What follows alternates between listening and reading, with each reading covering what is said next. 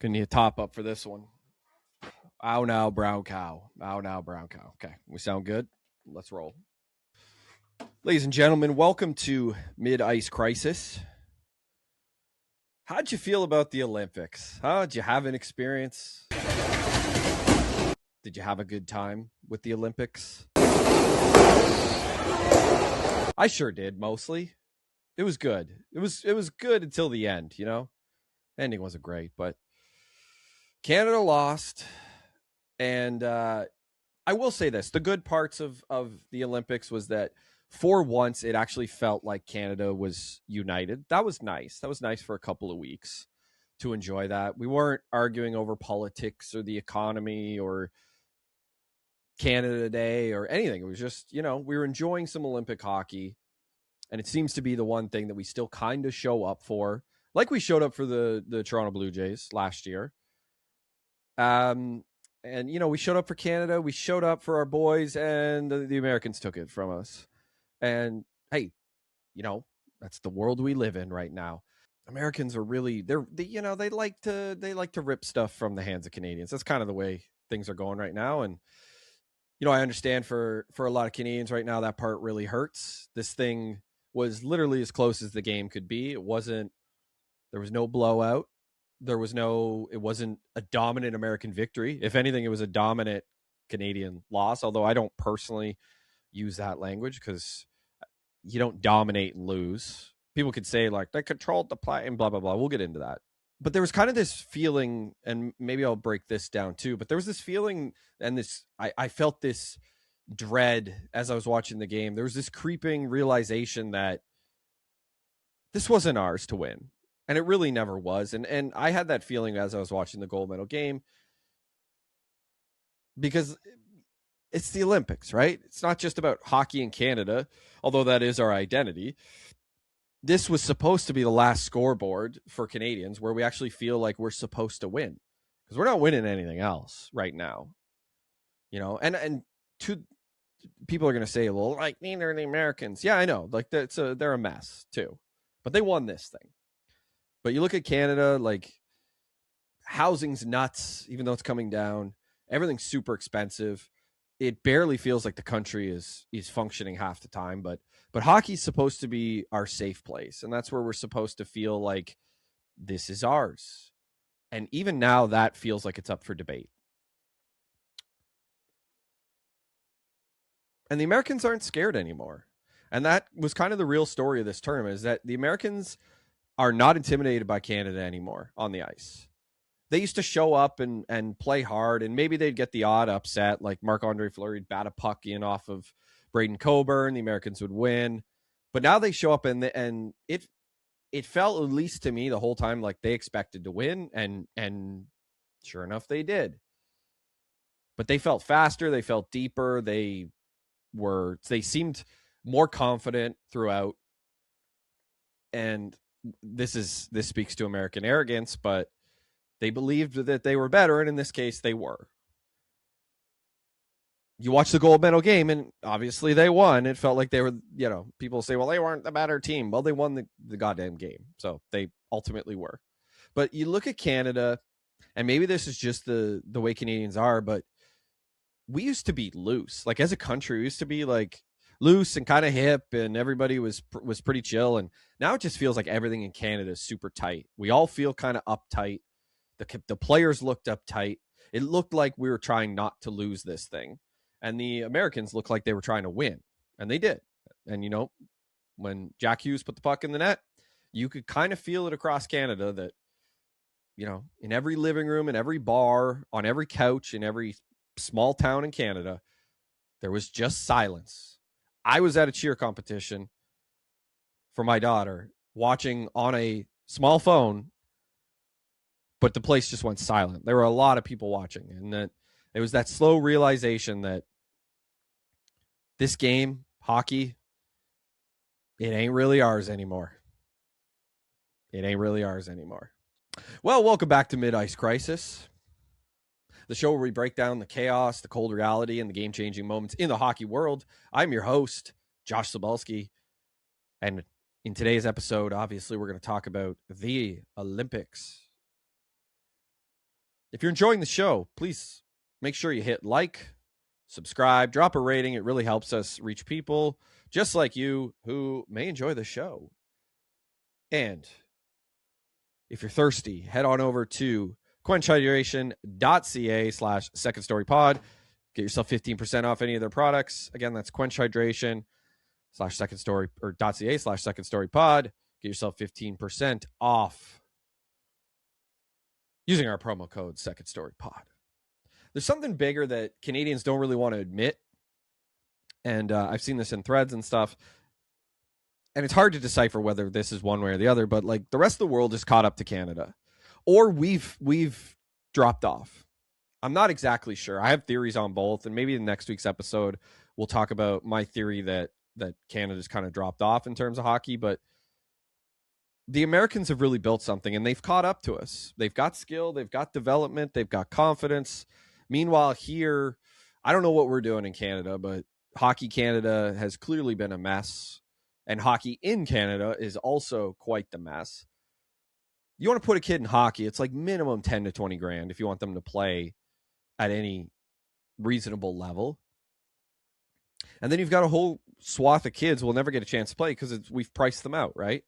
And these are athletes, right? That could become hockey players because they've got God-given talent for athletics. And they'll never pick up a stick and put on a pair of skates because they just can't afford it. So we price out this talent, and you look at the States, they've really grown the game and stacked talent up. And obviously they have a population that's 10 times the size of ours, much bigger pool to pick from. That's what we're up against as Canadians. And I'm going to talk about this in a couple of minutes, but we have a real loser mentality in Canada. It is a loser mentality. I'm sorry, but that's what it is. And if you don't believe me, there is a tweet that I think really speaks volumes to this whole thing. Team Canada tweet after the women lost to the American women. Silver shines just as bright. No, it doesn't. Do you say that when you're on the podium? No, we're at the same level. Gold and silver. This is a loser mentality. And the women, they fought hard. They almost won gold, and credit to them. They were excellent. But this is a loser mentality, and this is what I'm talking about. We are not going to get better as a country until we ditch this. I've heard other people say, like, I read a tweet where somebody said online that they went to the grocery store and someone asked them who won. And they said, oh, we lost, like the men lost in overtime to the Americans. And the girl at the grocery store was like, oh, that means we played a good game. Wrong. Dead wrong. If we want to start winning stuff, got to ditch that attitude. It's a loser attitude, loser mentality. Get rid of it. Done. Bye. Go away. There were some nice moments, though, out of it. So I'm going to backtrack on the game a little bit. But I thought that there was a nice moment after the game where it was the Johnny Gaudreau moment where, the Americans were celebrating. They'd wanted overtime. They brought out Johnny Gaudreau's kids onto the ice, and they carried his jersey. They celebrated with his family as though he was still part of the team. And, even as a Canadian, even after like losing, I couldn't dislike that part. I thought that was great. It showed that, there is good hockey culture out there, and it can run deeper than a rivalry or any of the other nonsense that went on after that moment. But seeing Johnny Gaudreau's kids out there surrounded by what would have been his teammates in this massive Olympic moment that's gonna be like a cultural moment for the Americans, it stopped feeling like everybody's at war, and everything felt kind of human again. And that was nice. That's the kind of thing I'd like to remember from this, not just like the fact that Canada lost and all the nonsense I'm about to get into, or, the American win, but it was a nice moment like that, which preceded things getting extremely weird. And this is something that I kind of hate nowadays. Obviously, I hate the politics of it all. Like, the left-right stuff is just so stupid in this day and age, and I'm so done with it, and I think most people are. It's the way it is. But, we have this great moment for the Americans. The Americans win gold. They're celebrating. They got beer in the locker room. They're spraying it around. And then this clown, Kash Patel, shows up, who's the FBI director, in a locker room, drinking beer with the Americans, celebrating a hockey win, a week after perjuring himself and covering up a pedophile ring and getting exposed by Thomas Massey for doing so. Maybe it was 2 weeks, but whatever. Why is the FBI at the Olympics? Why is the lying head of the FBI at the Olympics? It was just such a perfect modern moment where you watch this great thing happen, and then just the disaster that is politics gets brought into the story. Like, the game itself was amazing. Even though Canada lost, it was an amazing game. It really was. But like now, nobody's talking. Everybody's talking about how like some of the American players went to the White House. There's investigations about like travel and about expenses. And there's just this weird layer that's got added to what would have been a great game. And what was a great game. But just, can't we just live normally? Like, I get it. This guy's like Kash Patel's obviously a monster for everything that he's done in the past few weeks. And to be honest, the past year. But like, even this celebration has to have controversy attached to it. And honestly, the rivalry feels different now. Like when the Americans won, I was like, good for them. It sucks, whatever. But after that, I was like, fuck these guys. Like, honestly. Anyways, that's my whole thing on that. I don't know. We'll see if I get back into it. But, a lot of people are getting upset for what I think are the wrong reasons with the Patel stuff. But honestly, it's like, I don't really like people that cover up pedophile rings. So that's kind of why I hate him. Nothing else. I don't really care that he works for Trump. I care that he covers this up. And if he's covering it up for Trump, then I hate that. So anyways, let's get back into the Canada versus America stuff. So like, Canada-US used to feel like an older brother, younger brother type rivalry. And it was the only time I think ever that Canada felt like the older brother, but kind of feels equal now, to be honest. Or that we might actually be getting beat up by our, quote, little brother. And Canadians don't really want to talk about that because we always thought that hockey would be, the last thing that we would lose. And we lost everything else. Like, we lost affordability, we lost manufacturing, we lost a lot of stuff. But hockey was the thing we were always going to hang on to. It was supposed to stay ours. But that doesn't really feel guaranteed anymore. That overtime goal, the Jack Hughes goal, which I do want to touch on that a little bit. I was thinking about this after the overtime. Overtime's always so cruel. Like, even to the Americans, when Sidney Crosby scored back in the day, like, it's such a cruel thing. But I mean, there's got to be a winner and there's got to be a loser. And unfortunately, Canada ended up being the loser. The thing about overtime too, like it's not. A lot of times, it's like a broken play that leads to an overtime goal. It's not like a gradual thing. There's not necessarily always a build up to it, but I think this overtime goal kind of did have a build to it, which I'm going to break down in a second. But it's a weird feeling. Like, 1 second you believe that Canada's going to win, and then a second later it's over, and it's kind of an unreal thing. I don't know how else to describe it, but just a very unreal feeling. Kind of like something ended, which it did.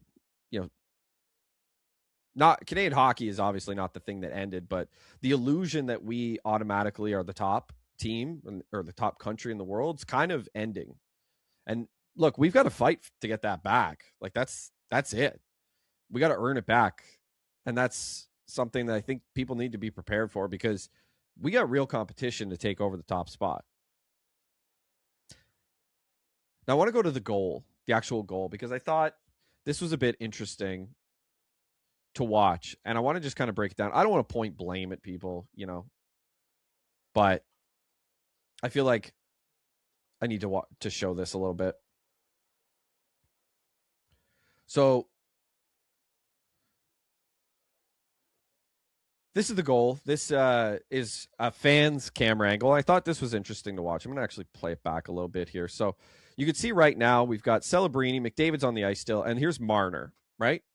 So that's Mitch Marner, and he's going to go for a line change here. So hopefully you can hear this all right. But check this out. I found this interesting, and maybe we'll play it more than once.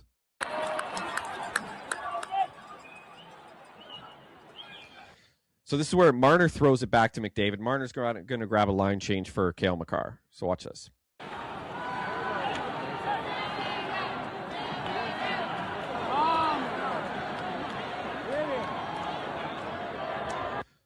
Actually, let's keep going. Yeah.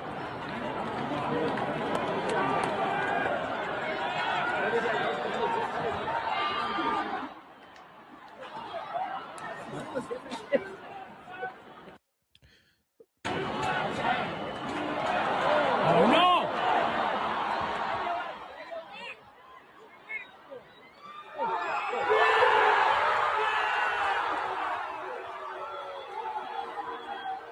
All right, so salt in the wound, that's obviously the goal. But I want to go back to a couple things in this play. This isn't the best angle. I really wish this was a wide angle.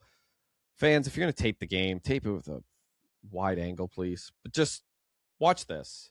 So back to the start of the play. Here's Marner. He's actually dishing to, my mistake, it was Celebrini. So watch, he dishes it off here. So he throws it back. Celebrini's going to pick it up. Now, Celebrini dishes. He's actually going to go for a line change for Nathan MacKinnon. Makar has the puck right now.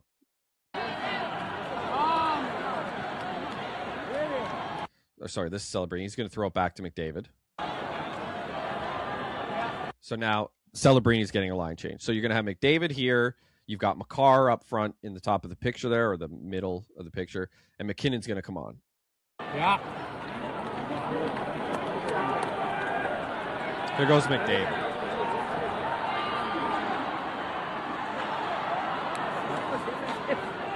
All right, so McDavid makes a rush, doesn't score. He's caught behind the net a little bit. Watch what happens here. Oh no! Okay, so you can see Makar in the top of your screen there, just in front of Connor Hellebuyck. I mean, he's nowhere close to him, but in the picture he's in front. And you can see McDavid still caught. So Makar actually made a bad pinch there. And watch the effort to get back. Keeping in mind, this is a gold medal game at the Olympics.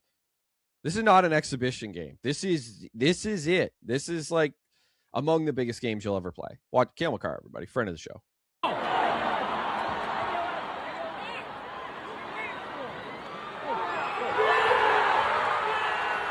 Let's watch that again. Cale Makar, friend of the show. So Cale Makar makes a bad pinch, and he puts a ton of effort in getting back. Gold medal game.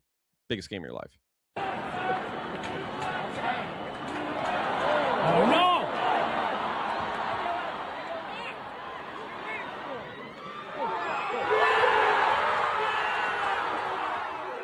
6 strides. He takes 6 strides from the other end into the defensive zone.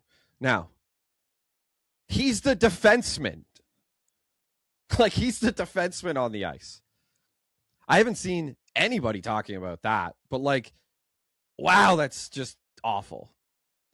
And I'm somebody who, like, I do advocate for bringing offense from the back end, but that ain't it, man. Like, that is how I would skate on a Sunday if I had hips that worked in a men's beer league. Just not good enough, man. And, like, I get it. He's probably a bit tired. Gold medal game overtime. Friend of the show, Cale Makar. So that's your overtime goal. You know, again, I don't want to point blame. There's a lot of things that happen before it gets to that point. But when you're 3-on-3, it's kind of important to come back check a little bit, get involved in the play, disrupt shit, you know? That's an image that really sticks in my mind, is that one right there. And people are going to remember the images. They'll remember, obviously, you can see all the Americans piling over the boards, the Gaudreau stuff I talked about, just the way the Canadian players were frozen. I'll never forget the look on Nathan MacKinnon's face when they gave him a stuffy after the game. They hand him a stuffy. I'll never forget that. But all of it, like, it's Olympic hockey. It really, games like that get burned in your memory for a litany of reasons, and this one certainly is burned into mine because it is special. And we haven't seen this for 12 years.